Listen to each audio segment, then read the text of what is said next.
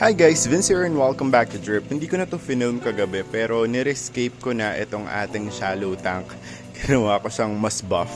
Makikita nyo na medyo different na yung pagkalaki nitong mga sides na to compared dun sa dati nating shallow tank. Kaya no, malaki. Kasi meron akong kinuha ditong Dragonstone, yung isang main piece ko dito. Inad ko dito sa may part na to. Tapos binago ko rin pala yung dito sa bandang baba natin, yung ating foreground. Ayan, dinagdagan ko pa ng more Dragonstones. I think mga 5 to 10 kg yung dinagdag ko dito na Dragonstones. Nag-add din ako ng mga little details dito. Ayan, parang floating ineme siya.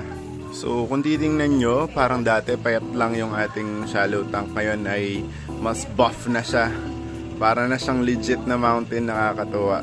Dito on this part, binuo ko na, hindi ko na hinayaang lagyan ng butas. Yung parang nakikita nyo yung likod. As in, binuo ko na siyang isang buong Dragonstone na paganyan.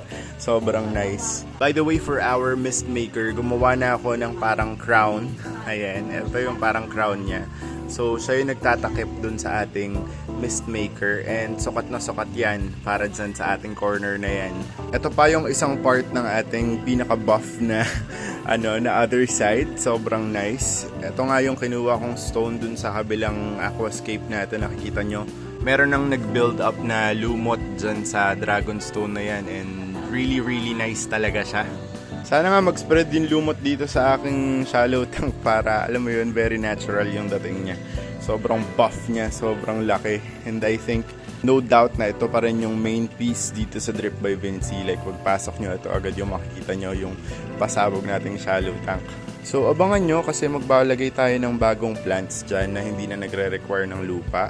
Kaya ko rin siya nirescape. Tinanggal ko yung mga lupa-lupang nakasingit dati. Yung pinagamitan natin ng ating mga terrestrial plants.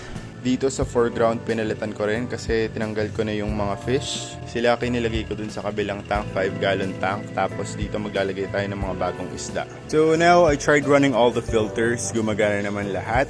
Ayan. So, inon ko na rin yung mist maker. Perfect. So, what I need to do here is kailangan ko na lang ipa-clear yung tubig. Probably I'll plant tonight.